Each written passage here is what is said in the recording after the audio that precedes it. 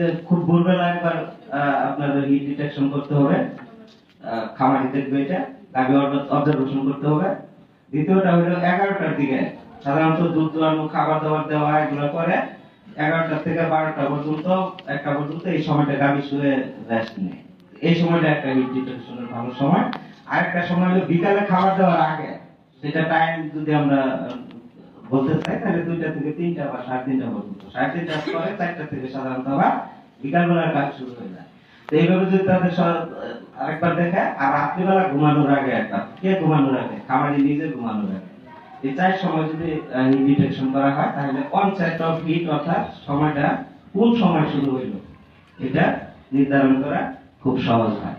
আর তৃতীয় যে জায়গাটা আছে সেটা হলো আপনাদের ইনসেমিনেটর পর্যায়ে প্রজননকারী যারা আছেন এদের করণীয়। এখানে বিভিন্ন ধাপ আছে। একটা হলো সিমেন্ট সংরক্ষণ। আপনি যে সিমেন্ট সংরক্ষণ করতেছেন সেটা সংরক্ষণ থাকা অবস্থায় সিমেন্টের গুণাগুণ ঠিক থাকতেছে কিনা। কারণ আপনারা জানি যে সিমেন্ট নাইট্রোজেনের ভিতরে ডুবাইয়া রাখতে হয়। ধোয়ার মধ্যে নাইট্রোজেন সিমেন্ট যদি রাখি তাহলে ওই সিমেন্ট কখনো ভালো থাকবে না। তো সেই জায়গাটায় আমরা এখনো মাঠ পর্যায়ে কিছু কিছু জায়গায় এই ঘাটতিটা দেখি। তার জন্য এই বিষয়টা একটু ভালো করে বলা। তো এই সিমেন্ট যতক্ষণ আপনার কাছে আছে, একবারে গাভীর প্রজনন অঙ্গে স্থাপনের আগ পর্যন্ত ভালো রাখার দায়িত্ব কিন্তু আপনার। আরেকটা আছে হলো সিমেন্ট গাভীতে প্রবেশ করানোর যে পদ্ধতিটা, সেটা সেই পদ্ধতিগুলো আপনি কতটা দক্ষতা দেখাতে পারতেছেন এটা আগে বলতাম আমরা, কিন্তু এখন আরো যোগ করে বলতেছে কত স্বাচ্ছন্দ্যের সাথে পারতেছেন। যে যত স্বাচ্ছন্দ্যের সাথে এই কাজগুলো থ্রোয়িং, এয়ারগান লোডিং, আনলোডিং, বিশেষ করে যদি এয়ারগান যখন প্রবেশ করাচ্ছি আমি, এই প্রবেশ করানোর সময়টা যত স্বাচ্ছন্দ্যের সাথে যে এয়ারগান প্রবেশ করাইতে পারবেন তার হাতে কনসেপশন রেট তত বেশি হবে। আর পাশাপাশি আরেকটা জায়গা আছে, সেটা হলো সিমেন্ট। ঠিক আছে, সিমেন্টের ত্রুটিমুক্ত সিমেন্ট সবসময় ব্যবহার করবেন যে কোনো কোম্পানি বা বিশেষ করে লালজি লাইফস্টক ডেভেলপমেন্ট লিমিটেড। আপনারা জানেন আন্তর্জাতিক মানদণ্ড মেনে আপনাদের হাতে সিমেন্ট তুলে দেয়। আমাদের দিক থেকে যে যে পর্যায়ে যেটুক করা যথেষ্ট পরিমাণে করা হয়। এরপরেও যদি আপনার কাছে যাওয়ার পরে অথবা ভুলে কোনো একটা ত্রুটিযুক্ত সিমেন্ট চলে আসে, সেটা অ্যাভয়েড করা আপনার দিক থেকে এটুকুই এখানে দায়িত্ব আছে। সবশেষে যেটা বলবো, পুরাতন আছেন অনেকে, শুরুর কথা আর 5 বছর পরের কথা এক কথা নয়। সেটা হলো সবচেয়ে গুরুত্বপূর্ণ হলো দাগ নির্ণয়টা সঠিক সময় করা। দাগ আভ্যন্তরীণ দাগ নির্ণয়ের মাধ্যমে আপনার দিক থেকে দাগ নির্ণয়টা নিশ্চিত করা। আর দ্বিতীয় সবচেয়ে গুরুত্বপূর্ণ বিষয় হলো সময়টা গাভীর টাইম মতো আপনি আয় করতে পারছেন কিনা। যদি গাভীর টাইম মতো আপনি আয় করতে পারেন, কনসেপশন রেট অনেক বেশি হবে। তো তৃতীয় যে বিষয়টা থাকে সেটা হলো যে আপনার এআই করার আগে পরে যে করণীয় বিষয়গুলো আছে সেগুলো আপনার লেকচার, ওগুলো নিয়ে আমি যাচ্ছি না। তো আরেকটা বিষয় যেটা করণীয় দিকটা, সেটা আমি একটা বলবো, যেটা ইমপ্লিমেন্ট মাঠ পর্যায়ে আপনারা কাজ করবেন। তো প্রথম যখন আপনি এআই করছেন, প্রথমবার মিস করবো একটা গাড়ি, যদি আপনার ইতিহাস থাকে, সেকেন্ড হ্যান্ডটা সচেতন ভাবে করতে হবে, সঠিকভাবে হিট ডিটেকশন করে তার প্রজনন অঙ্গগুলো ভালো করে পরীক্ষা করে এবং কতক্ষণ হিট থাকে সেই ইতিহাস নিয়ে এআই করতে হবে। এই ক্ষেত্রে আপনারা যেটা করতে পারেন, এআই করার মুহূর্তে বা 1 ঘন্টা আগে একটা হরমোন ব্যবহার করা যেতে পারে, যদি ইতিহাস থাকে যে দাগ অনেক বেশি থাকে। আর 3 বার যখন মিস করে ফেলবে, 3 বার বা তার বেশি সময়, তখন পরবর্তীতে আর এআই করবেন না। এআই না করে আগে সমস্যা চিহ্নিত করে ব্যবস্থা নিয়ে পরে এআই করা। তো এই ক্ষেত্রে একটা কমন ব্যবস্থাপনা আছে। কমন ব্যবস্থাপনাটা হলো, যেহেতু 3 বার এআই করা হয়েছে, মিস করছে, এখানে কি কি প্রবলেম থাকতে পারে আমরা আপনারা লেখছেন না, আমরা সংক্ষেপে একটু বলতে পারি। সেগুলো যে ভিতরের কোনো ইনফেকশন বা প্রজনন অঙ্গের কোনো ত্রুটি বিভিন্ন বিষয় থাকতে পারে, গাভীর হরমোনাল ইমব্যালেন্স বা এই জাতীয় কিছু থাকতে পারে, টাইমিং এর সমস্যা থাকতে পারে, হিট ডিটেকশনের সমস্যা থাকতে পারে। এগুলো এই সময়টা আমরা ব্যবস্থাপনা নিব। কি ব্যবস্থাপনা? আইইউ অর্থাৎ ইন্ট্রা ইউটেরাইন ইনফিউশন করব অ্যান্টিবায়োটিক্স ব্যবহার করি আমরা একসাথে দেওয়া যায়, কম্বাইন্ড দেওয়া যায় এবং সবচেয়ে আমি গর্ব করে বলতে পারি এই কাজটা কিন্তু আমরা প্রশিক্ষণে শিখে যাই যে কিভাবে ভিতরে ওষুধ দিতে হয়। 3 দিন ওষুধ দিলে কিন্তু, আর আপনি যদি পর্যবেক্ষণ সহ ওষুধটা প্রয়োগ করেন তাহলে কিন্তু এই 3 দিনই আপনি জানতে পারতেছেন যে গাভীর ভিতরের অবস্থা কি। ওভুলেশন টাইমের সম্পর্ক প্রথম দিন দেখলেন ওভুলেশন হয় না, যথেষ্ট আছে, পরের দিন দেখলেন ওভুলেশন হয়ে গেছে, তাই আমি ধরে নেব যে প্রথম 24 ঘন্টায় ওভুলেশন হয়ে যাচ্ছে। আর পরবর্তী 24 ঘন্টায় যদি হয় ওভুলেশনটা, তাহলে আমি ধরে নেব 24 ঘন্টার বেশি সময় নিচ্ছে এটা। আর 48 ঘন্টায় যদি হয় তাহলে দেখা যাবে যে আরো বেশি সময় নিচ্ছে। তবে বেশি সময় নেওয়ার হারটা কিন্তু খুব কম। তো সেই ক্ষেত্রে একটা বিষয় হলো যে আপনার এই প্রজনন অঙ্গগুলো পরিচ্ছন্ন হইল, নন ইনফেক্টেড রইল, দ্বিতীয়টা হইল টাইমটা নির্ধারণ করা। আগে বলছি যে টাইমের একটা গুরুত্বপূর্ণ বিষয়, এই টাইম নির্ধারণ করাটা পরবর্তী আয়ের জন্য গুরুত্বপূর্ণ হয়। তো এই ক্ষেত্রে 3টা পর্যায়ে ব্যবস্থা নেওয়া যেতে পারে। একটা হইল ডাবল এয়ার, অর্থাৎ প্রথম এয়ার করার পরে 12 ঘন্টা পরে 12 থেকে 18 বা 15 ঘন্টার মধ্যে আরেকটা এয়ার, ঠিক আছে।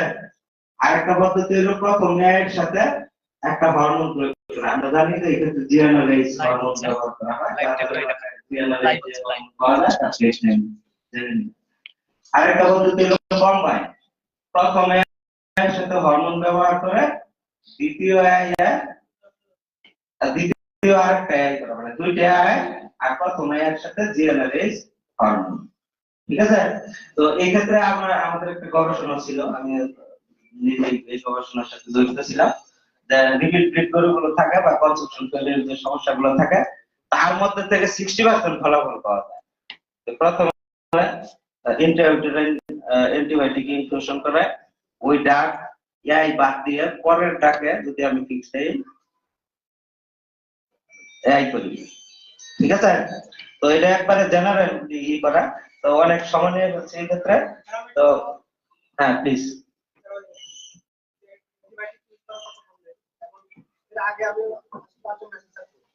আগে আমি যখন ব্যবহার করছি তখন গাভীগুলো পেন করে না, এখন বর্তমানে যদি ইঞ্জেকশনটা যদি ধরার ক্ষেত্রে দিই, অনেক গরু আছে ছটফট করে পাঠায় নিয়ে কেমন আছে পেট করে দেয় না। আমারই না শুনেন, আমি আপনার কেসটা বুঝতে পারছি। বাংলাদেশে এখন পর্যন্ত রেনামাইসিন যেই হারে ব্যবহার হচ্ছে তার মধ্যে 20% ব্যবহার করতেছেন আপনারা রেনামাইসিন ইয়ালে, ঠিক আছে। ইয়ালে ব্যবহার করলে এই প্রবলেমটা হবে, ঠিক আছে, কিন্তু 100 ব্যবহার করলে এটা হবে না, ঠিক আছে। দ্বিতীয় যে বিষয়টা আসে সেটা হলো যে আপনি ঔষধ তোলার সময় গানটা কোন জায়গায় আঘাত করতেছে কিনা, যদি কোন জায়গায় আঘাত করে তাহলে এই প্রবলেম সৃষ্টি হবে, ঠিক আছে। তো এই সব মিলে আমার একটা পরামর্শ আছে, সেটা হলো যে আপনি যখন ওষুধ প্রয়োগ করতেছেন অন্য কিছু না দিলেও চলে, কিন্তু অ্যান্টিহিস্টামিনিক ইনজেকশনটা দিতে পারেন। যদি অ্যান্টিহিস্টামিনিক ইনজেকশনটা দেন তাহলে এটা প্রায় 90% আপনি সমাধান পাবেন এই সমস্যা। আর কোনো প্রশ্ন আছে? তাহলে এটা আমি শেষ করব, শুধু 2টা বিষয় করে হাইলাইট করে, সেটা হলো যে আভ্যন্তরীণ হিট ডিটেকশনটা নিশ্চিত হবে। আভ্যন্তরীণ হিট ডিটেকশন লক্ষণগুলো মনে আছে তো? ভালভার থেকে শুরু হবে, সার্ভিক্স হয়ে ইউটারাইন হর্ন পর্যন্ত, ঠিক আছে। কোনটা কোন লক্ষণ? সার্ভিক্স ভালভা কি হবে? ফোলা ফোলা থাকবে, লালচে লালচে বা গোলাপি ভাব থাকবে।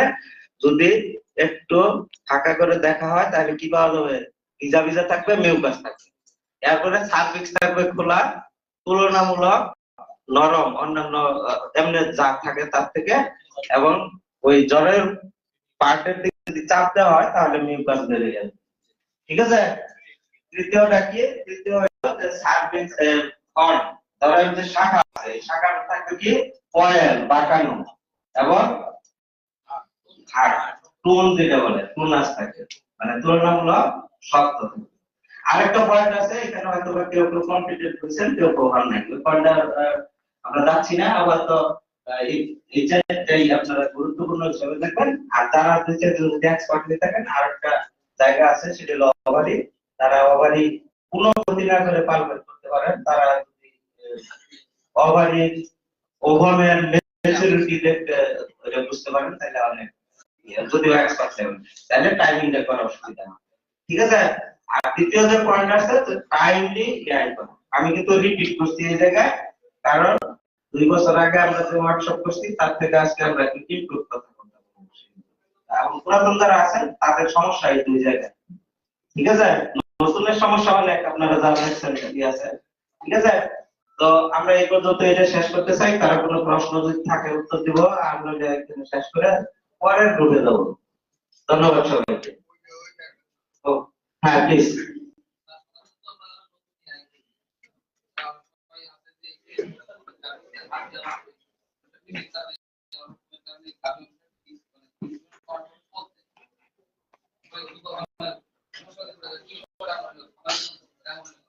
মানে বীজ দেওয়ার পরে না আগে? হ্যাঁ, এটা হয় কি আপনার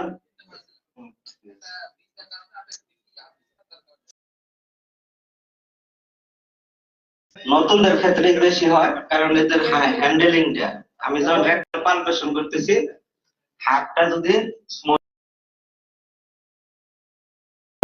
লুব্রিকেশন যদি ব্যবহার না করি, অথবা ইরিটেশন বেশি যেগুলো সেই লুব্রিকেশন যদি ব্যবহার করি, সাবান, কাপড় কাচা সাবান দিলে কিন্তু প্রচন্ড জ্বালা পোড়া করে। অনেকে খাবার